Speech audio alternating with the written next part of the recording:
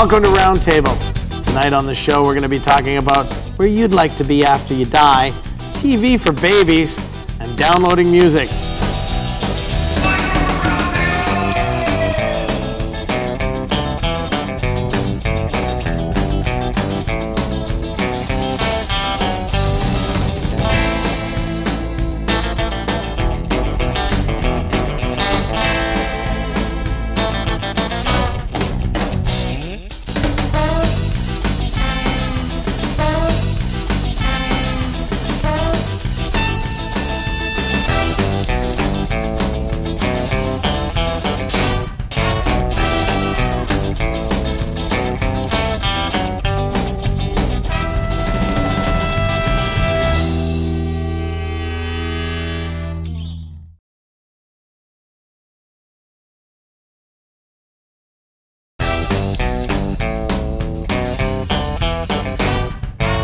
Welcome to Roundtable.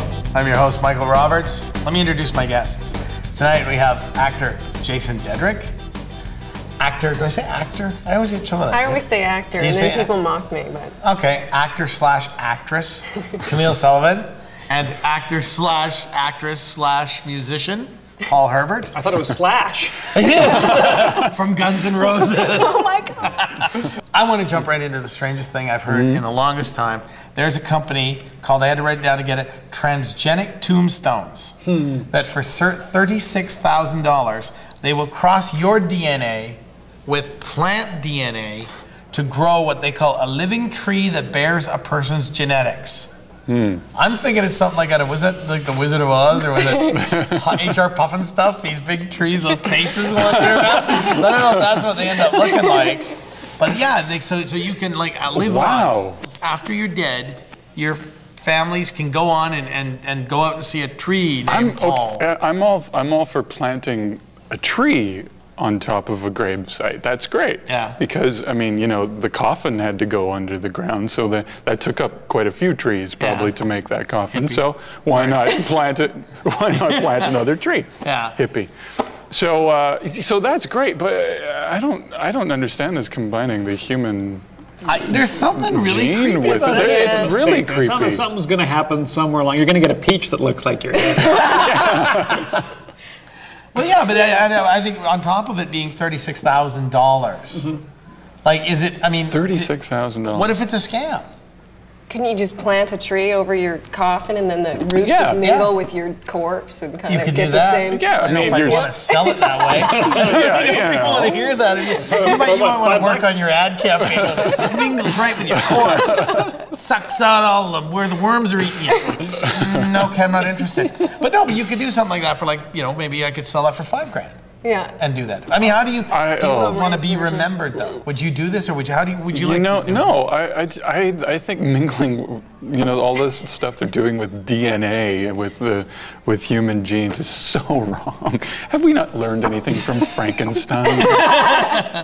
Have we not learned anything from Mary Shelley? I mean, that's exactly what she was writing about. And it is. You know. I don't know how they would even mingle it, though. I don't understand the process of this mingling. Can you mingle human DNA with a chocolate bar? Can you mix it with... That's a better idea. Then your family can enjoy it. And you could bring Babe Ruth back to life. Baby Ruth. I don't know. I personally have had a plan for many years. And I think my friend Jason knows what my plan is when I die. What do I want to do? Is this with the giant puppet marionette that dances around? No, I was drunk. That was just an idea. Freeze my head. That's right. You like Walt Disney? Like Walt Disney. I want to be, is it cryogenically frozen? Cryogenically Yeah, frozen. I want to have my head frozen. I think it was like $10,000. This is quite a few years ago now. $10,000 you could have your head frozen until they figured out what killed you. Or like $35,000 they freeze your whole body. Well, I don't really need this anymore. But the brain, I want that baby coming back because I got many more thinkings to do. So yeah, so I was thinking that. Could you get your head frozen and get like Hugh Jackman's body frozen, and then pay enough money so that you can have a scientist to put them? That's the plan. When they figure out what killed me, then they figure out somebody that's like, better looking than me, and then they put my head in. And not only that, I mean, I'm not picking on myself for looks or anything like that, but then I don't have to do any sit-ups or anything like that. Like I just say, put my brain in the body of that really healthy guy over there with the abs. Look at me now, man. I could just feel good about myself. What if they make a mistake, put you on the head of the guy with the six-pack, and it's you again? I meant the other six-pack. Oh, this is really depressing. So you guys don't know you don't want to come back? I don't think I want anything. No. Party and just burn it. A party's a good idea. A party would be fun. Okay. Well. You know, like they do in New Orleans. Like they have a parade and they celebrate the life of the person. Right? Yeah. And the deaths. Okay. So you don't want a statue, maybe? Yeah. Can we put a statue in the yard? No. That's horrible. Hey, how's it going? I'm still dead. As a kid, I thought I would be able to have my whole body bronzed and just put on display. And then people, as I slowly decompose, would hear the bones slide down into this shell. I thought, wouldn't that be cool? And then there's room for somebody else. That's right. Yeah. You know, open up the top with the can open and put somebody. Cats as they go. Drop them in. That's right. No, I did. I wanted my head frozen. I thought that was a good idea. I thought it was fairly inexpensive. A lot better than the tree thing. But yeah, no, let's have a big party. Let's have a big bash. You put your head in the ice cubes. It's getting started, yeah. Nobody's drinking much. I don't understand what's wrong. I'd like to know if there's a way to find out how many people's heads are actually frozen already and where they're keeping them and have they done any tests on them. I don't know. What I mean? Like, well, the Walt Disney thing's a myth, isn't Fraser burn? Fraser burn. Are you going to get Fraser burn? Is there anything, that's going to go on? No, I think they have to look after it. But you have to, trust that this is actually happening. Once again, my money's on scam. Yeah. I don't think it's actually real. I don't think this is actually real. Because who's looking? You got to have somebody checking on your kids or your grandkids. They got to keep going back every couple of 100 years and going. Is that right then? Yeah. Well, what's the process of unfreezing? I mean, is it like frozen peas? Yeah. It's a bag directions water on the bag. for 3 minutes. And butter. I'm getting hungry again already. Let's take a break and have a snack, and we'll come back to Roundtable after these messages. Niblets. We can have those frozen as well.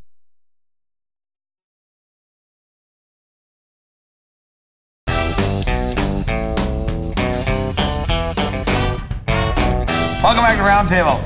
I'm Mike Roberts. I just want to tell you about something I've been doing lately. I've been, I'll admit a crime on television. I've been downloading stuff off the internet. I thought as much. Yeah, but it's this new way of downloading video and music and everything. This thing, I don't know if it's new. It's new to me. The internet's new to me. BitTorrent. So it's somehow faster in some other slightly different way. What's really cool about it is it's got all these TV shows. And like whether if you went out last night, whatever, and you missed your favorite show, oh no, I missed ER. The next day it's right there, boom, you can download it and watch it. Tell me about this computer. But I think it's really cool because I still download music and stuff, but personally speaking, the way I do, if I really like something, I still go out and buy the album. Like I find I've listened to tons of stuff and gone. I'll read a review in a magazine, for instance. I don't want to name any names, but I'll read about an album and I'll go, oh, that sounds like something I might like. And rather than spend $15 or $20, I'll download the song, or in some cases with this new way, the entire album, listen to them and go, nope, that's a bunch of crap. Or then I just go, wow, that was great. Yeah. And then I'll go off and buy it. Do you guys? I don't personally partake in that, but I don't disagree with it either. I think it's great exposure for bands. Definitely, especially for the independent scene. I suppose if they can get their music on the web and get people to download it, then they can get lots of exposure that way. Well, you're a musician, right. So if you had a song, do you feel that it would impact your sales? Do you think you're going to lose money if everybody's downloading your song? I would imagine that it wouldn't. I think it might actually create interest. I agree. Word of mouth getting around. I would think so. It would be one thing if you were an artist, I think, that had a huge catalog and now you'd retired. You didn't do it anymore, or your band was no longer there. And people were going out and getting that. I don't think that's going to affect you either way. But you do it? I did do it. Yeah. Then you got caught. You just admitted it. No, it was one of the earlier sites there that it came with a bunch of spyware and a bunch of other garbage that came along with it, and I thought, I don't do it that often to warrant it, so I get you to do it now. Well, I like the idea of the TV shows of when you can download and you haven't seen an episode, because I don't have cable. So So it would be great to be able to, you know, get on the computer and, and download this. Well, so how do you do that? Do they have like websites for? Okay. No. Yeah, they do. Listen up. Once you get the software, then you find the different websites, and the different websites have different things. Yeah. But like one, for instance, that I use all the time has a lot of British television. So I mean, I'm downloading and watching things that aired last night in Britain that we maybe would never even have over here. So for me, it's just a big thrill, and it's fun to watch these different things. I mean, maybe everybody's talking about this, you know, everybody's talking about this show Friends. I've heard some, whatever, and you just kind of think, well, you know, you go and look. Yeah. But the great thing too is that all of the back episodes are on. Yeah. So it's just like if you really wanted to, like, you know, you want to see that episode of Gilligan's Island that Kurt Russell played the little jungle boy. That you can find it and download it, and 20 minutes later you're watching it. Did he play a little jungle boy? Yes, he did. I am going to download that. See, all right, I'll tell you afterwards how it is. You know, what do you do? Do you download music? I do, yeah. Well, because I got burned a lot when I was a kid. I'd listen to the radio, and then I'd go buy the tape or whatever. And then it's like one song's good, the rest is a bunch of crap. I'll get in the garbage after you listen to it 50 or 100 times the one song. So yeah. I mean, but I always go and buy the CD, and I don't think the record industry still crap, though? Now I buy the CDs and they're crap. The radio brings up an interesting question too, because so it's broadcast out there, and you can take a tape. Yeah. And tape off of the radio. Yeah. You can tape a song off of the radio. I used to do that when I was a kid. Yeah. So when we didn't have computers. No. Unlike today. Unlike today. He still doesn't have one. We still don't have one. But yeah, I mean, so it's out there. Yeah. You know, they're playing it on public radio, and you can tape them anyway. So what's the big deal? Oh no, I totally agree. I totally agree. I also think too that they make you feel like they're losing millions and millions more dollars because they're telling you, like we're losing. I mean, I don't know how they look at it, but let's just say that they go, well, there's 250 million computers out there.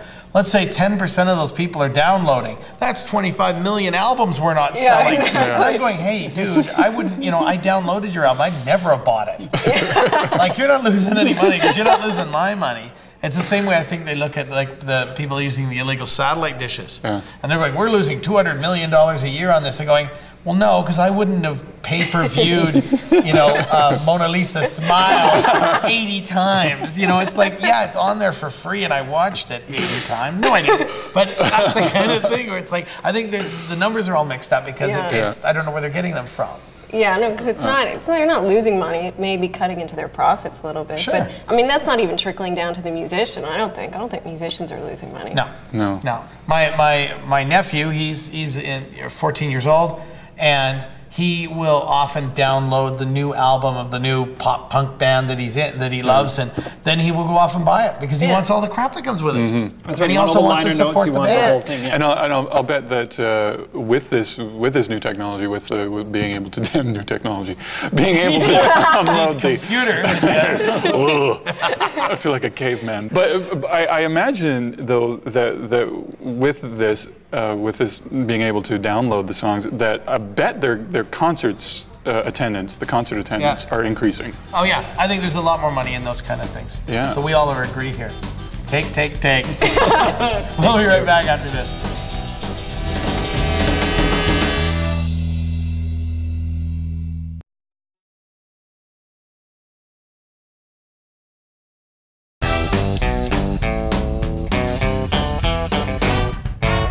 Welcome back to Roundtable. I'm Mike Roberts here with my guests, Jason Dedrick, Camille Sullivan, Paul Herbert. You guys remember the Teletubbies? Yes. Well, I do. We don't like to admit it, but it's okay. You don't have to. Or you didn't say, did you like the Teletubbies? No, I remember the Teletubbies. But now I have a better one to ask you. Have you heard of the Boobahs? No. No. No. All right, you admit you don't have cable, no less. The Boobahs, they're one of these newer things out of Britain. And it's a strange little thing that look like the fetuses of Teletubbies. They come out of this womb-like thing at the beginning of the show, and they float around. They're all psychedelic, and they're all, like, you watch it and you go, what? And they just move around and make little noises. And at the end of the show, they all go back into their little womb-like things like out of the Matrix, and that's the end of the show. Wow. So this thing, I'm going, what is this? I read about it, and it's television for babies. And someone was telling me that their baby, their little 1-year-old, will sit in front of the TV and just in awe of the boobas. And I went, do 1-year-olds and babies need TV aimed at them? I'll admit, I'm a TV freak. I watch TV. I watch too much TV. By the way, there can never be too much TV. Stay tuned. More on this subject.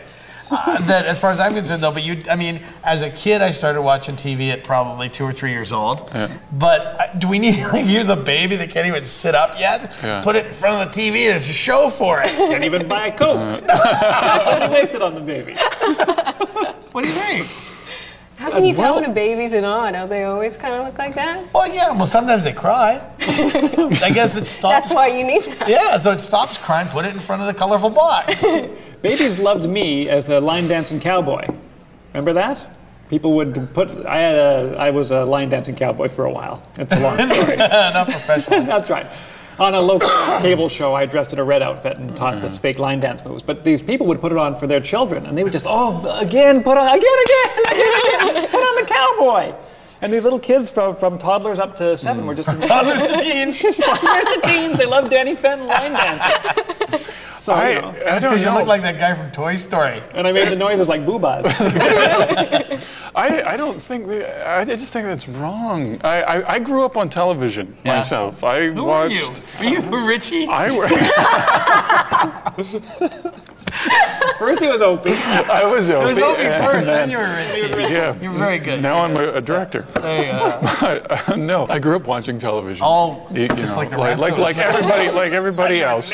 Like everybody else. But I don't think babies need television. They need stimulation, yes, but by parents and little rattly toys and colorful things and stuff like that, but not. But what about when you're annoyed with them? That's the problem. I mean, you try and get them to fall asleep or whatever by watching TV, and then they're quiet. It's like a babysitter, using it as a babysitter. Yeah, it's better than shaking them. You're supposed to do that. No, you spend time with them and you shake something in front of their face. And, the other baby. And play with them, and then they get tired and fall asleep. I didn't think Teletubbies was aimed at 2-year-olds or something like that. Yeah. And so I don't think you have to do it. I think it's just so common sense. Can they stay on then for the British teens who smoke a lot of dope and watch them? That's a whole different thing. Because that's where I don't know why that never catches on over here. At least you never hear about it. You always hear about the Brits will come up with some newfangled kids show that all the college kids are getting stoned and watching. And it's like the shows are making the higher ratings at 11 o'clock at night than they ever made in the morning for the kids. Big comfy couch doesn't get any better when drunk. It doesn't? No. I have a crush on the big comfy couch. That's why I brought up the I big. went to high school with her. Really? Could you introduce me? No, thanks. Cool. Yeah. Come over with your big comfy coffee table and put it in front of her big comfy couch. Okay, is that a cable show? I don't even know anymore. Because with the cable shows, I mean, it's so spread out. I mean, you got to hunt and hunt and hunt. You either can't find a kids show on a normal network, or you got to go to the kids channel. It's showing it at 11 at night for kids that want to watch Barney at midnight. Yeah, I don't know what that's aimed at. It's just people whose kids are up all the time. There's people who don't have any rules for their kids. 24-hour kids programming. Kids shows were better when we were kids anyway. They were. Yeah. No, we didn't need a booba type show. We had the craziest out there thing we had was Sesame Street. Or JP Patches throwing that doll around. Well, HR Puffin stuff. You know, like what happened to Saturday morning TV? It's on 24 hours a day. It's on another network. Yeah. And you watch it. I'll watch anything. I swear. Some of the kids stuff today, though. I kind of like. I find it. Yeah. I find that some of it's quite funny. I do enjoy the SpongeBob. Yeah. I do enjoy the SpongeBob. It's not aimed necessarily directly at kids. Yeah. And you start knowing when they had somebody doing a guest voice the other day. I saw the beginning of a SpongeBob, and Jim Jarmusch was doing a voice on there. On SpongeBob. Yeah. Wow. I kind of went, what 8-year-old is going? Oh, excellent. I love that. I love Down by Law. Mommy, put that on. Yeah. No, that's not likely. Dead Man. Yeah. Yeah. Kids love Dead Man. They just like to say Jarmusch. That made them laugh. So that's it. I think, okay, then it's official. Yeah. The official boobas should go. Boobas should go. Unless you need it to stimulate you while you're smoking your weed, which I don't promote. And do they still make Teletubbies, or is that done now too? Oh, I don't know. It's on all the time. They all look exactly the same. I think they made one. I don't know. And why were they aliens? Who said they were? They're aliens. They come out of a spaceship at the beginning. Aliens don't have a purse. Yeah. I thought We'll be right back after this message.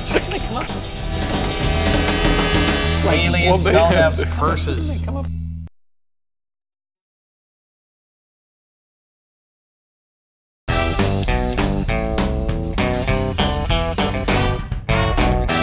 Thanks. Welcome back to Roundtable. Just in time to say goodnight to our guests this week. Paul Herbert, Camille Sullivan, Jason Dedrick. You got a couple of seconds here? Anything you'd like to plug? Anything? I've got nothing to plug, so I'll plug Da Vinci's Inquest. Oh! Excellent. It's a good show. Watch it. Camille? I'm going to plug that same show. Can't miss it. It's awesome. Jason? I'd like to plug Da Vinci's Inquest, the most realistic coroner-based program on TV. Thanks very much for joining us this time on Roundtable. And as always, taking us out, the Sandy Allen Quartet. You're gonna die, and that's a shame. And you don't have anyone to carry on the family name. What we can do for a nominal fee. We can put your DNA inside your favorite type of tree. Whoa! Pine tree, oak tree, magnolia, or larch. We'll inject it into ivy and then grow you in an arch. Aspen, sycamore, cherries nice and red. We'll make a tree that grows a peach that looks just like your head. If you die today and folks are weeping on your pillow, just 6 months from now, you could be a weeping willow. And best of all, this service is readily at hand, all for a measly 36 grand.